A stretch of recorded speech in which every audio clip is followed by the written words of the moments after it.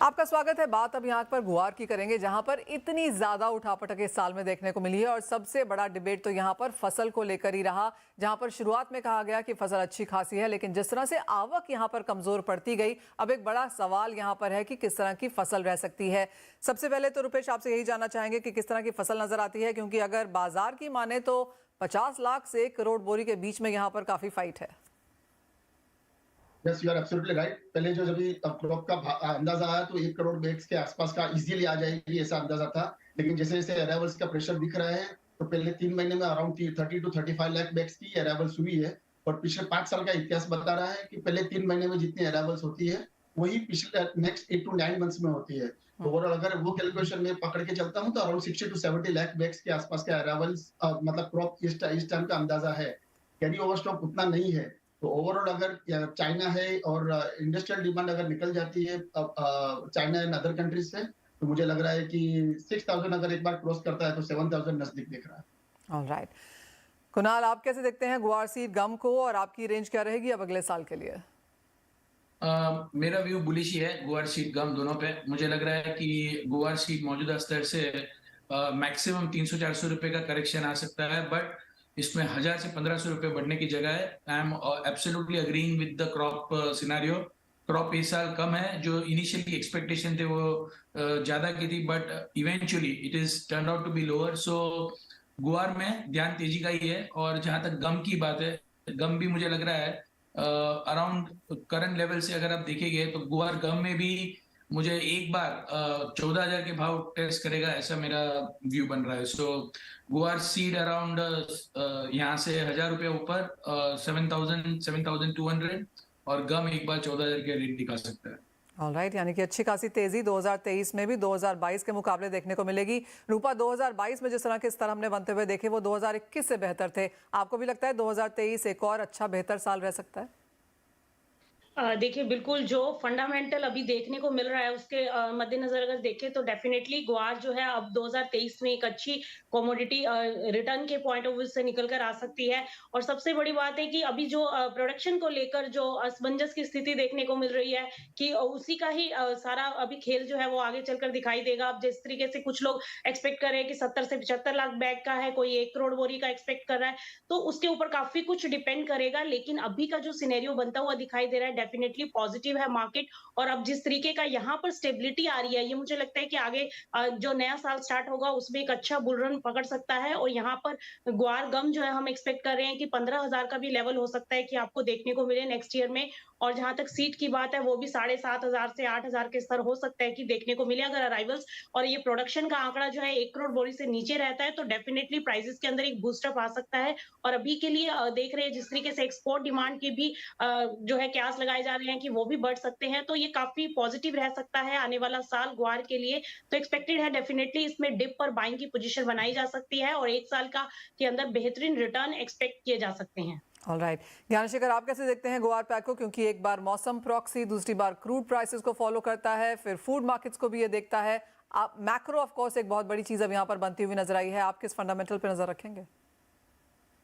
Manisha, we all know that guargum is, is extremely well, used in various industries: food, pharmaceutical, paper, textiles, explosive, oil well drilling, cosmetics. And look at the exports; it has jumped by almost 40%. The size of crop, was a big worry initially. But that's all off the window now. Its focus is completely on exports and the potential for exports going forward. तो ये देखते हुए मुझे लग रहा है कि जो कुणाल ने बोला है, I'm absolutely in sync with those levels that he's talking about. We also have targets of close to 7,000 and odd in the coming months or quarters in guar seed, and 15,000 are thereabouts in guar gum. Okay. We're quite bullish in both the guar seed and guar gum. Alright, तो ये वो pack है जहां पर खरीदारी ही करनी है, dips पे बाइंग ही करनी है, तो ये एक सेक्टर है जो आपको ऊपर में मुनाफा दे सकता है।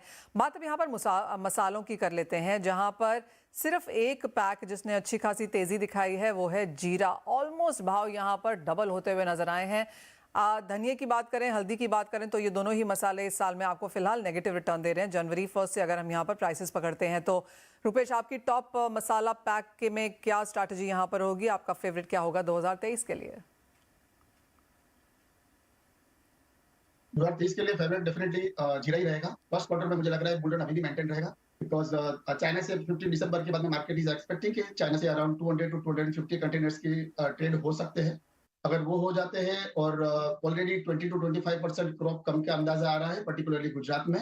राजस्थान में नॉर्मल क्रॉप है, लेकिन अगर क्रॉप कम आई और एक्सपोर्ट की डिमांड अगर नेक्स्ट क्वार्टर में निकल गई तो मुझे लग रहा है कि एक बार जो सबकी आशा है, जो चुनावी माहौल में बोलते हैं 300 पार भी हो सकता है। Okay. लेकिन और डार्क हॉर्स मैं अभी भी टर्मरिक को रखता हूँ। टर्मरिक कभी भी ये 100 के ऊपर जा सकता है, 10,000 के ऊपर जा सकता है। ओके, जीरा आउट परफॉर्म करेगा। आप कैसे देखते हैं कुणाल, कोई टॉप फेवरेट आपका इस पैक में? मैं अग्री करूंगा रुपेश जी से। जीरा मुझे अभी भी यहाँ से 1,000-1,500 रुपए और ऊपर जाएगा ऐसा लग रहा है।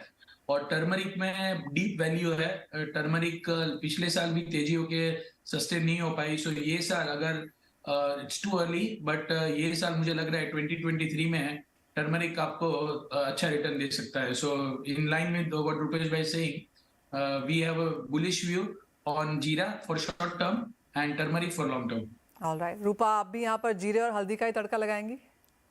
देखिए बिल्कुल, क्योंकि इस टाइम पे मौसम जो है वो विंटर्स का है, तो डेफिनेटली जीरा और हल्दी दोनों ही कमोडिटी ऐसी हैं जो हो सकता है कि इस विंटर से शुरू होंगी और नेक्स्ट विंटर तक में भी जो है हमारे ट्रेडर्स को एक अच्छा रिटर्न देती हुई दिखाई देंगी। और अभी जहां तक जीरे की बात है, फंडामेंटल काफी सपोर्टिव है, यूरोपियन कंट्रीज से भी डिमांड निकल रहा है और प्रोडक्शन जो है वो भी काफी कम बताया जा रहा है। तो अभी क्या है, जो सिनेरियो बन रहा है, जीरा काफी पॉजिटिव है और हम तो एक्सपेक्ट करके चल रहे हैं कि जीरा आने वाले टाइम में हो सकता है आपको 30,000 का भी स्तर दिखा दे। तो हम काफी बुलिश है जीरे को लेकर। और सेकेंडली डेफिनेटली हल्दी, जो इस साल बहुत ज्यादा परफॉर्मेंस नहीं दे पाई, मे बी नेक्स्ट ईयर हल्दी के लिए एक अच्छा साल रह सकता है और उसमें भी एक्सपेक्टेड है कि प्राइसेस में करंट लेवल से 1,000 से 2,000 पॉइंट की तेजी अगले साल में बनती हुई दिखाई दे सकती है। ऑलराइट, एंड ज्ञानेश्वर, आपका कोई टॉपिक यहाँ पर मसालों में और ओवरऑल कमोडिटीज में भी आपका टॉपिक क्या होगा अगर आपको एक एग्री कमोडिटी यहाँ पर अगले साल के लिए चुननी है तो? I'm absolutely in line with what Kunal said about turmeric, क्योंकि वो export demand इतना बड़ा है and it's just preparing itself for a big upside. Technically देखेंगे तो एक inverted head and shoulder pattern जैसा आ रहा है, which is a very bullish pattern. So which makes me feel there's a lot of upside for turmeric. The potential is extremely strong. Followed by Jeera, of course, because Jeera still has a lot of potential on the upside. I think it'll cross 30,000. वहाँ पर भी Chinese markets, the way it is opening up, should be extremely positive. These two commodities, and out of the two, I think the medium term to long term prospects are very good for turmeric compared to Jeera. And oil seeds, palm is my favorite in 2020. Alright, overall commodities में अगर choose करना हो तो palm तेल को यहाँ पर ज्ञानशेखर लेके चलेंगे। रूपा, आपकी एक ट्रेडिंग कमोडिटी क्या होगी? देखिए जीरा रहेगी और जीरा में आप जो है वो बाइंग करके चल सकते हैं अभी के। कुणाल, आपका कोई टॉप फेवरेट?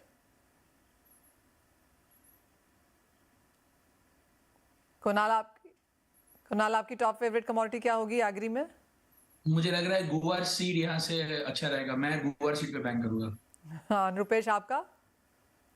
मुझे लग रहा है धनिया में जाना चाहिए, 9,000 पे सेल करना चाहिए। आने वाले दिनों में बम्पर क्रॉप के हिसाब से 7,000 तक जा सकता है। ऑलराइट, तो एक शॉर्ट कॉल है और 3 बाइंग कॉल्स हैं यहाँ पर एग्रीकल्चर स्पेस में। आपको बताया गया है किन चीज़ों पे आपको नज़र रखनी है, कहाँ पर आप बेहतर मुनाफा कमा सकते हैं। अगर आप हेजर हैं या फिर कोई भी स्टेक होल्डर्स हैं, इन कमोडिटीज़ पर आपको काम करके चलना है। बहुत शुक्रिया रुपेश, कुणाल, रूपा एंड ज्ञानशेखर हमारे साथ आज जुड़ने के लिए और उन तमाम एग्रीकल्चर कमोडिटीज़ में आउटलुक 2023 में भाग भी लेने के लिए। इसी के साथ मुझे भी दीजिए इजाज़त। नमस्कार।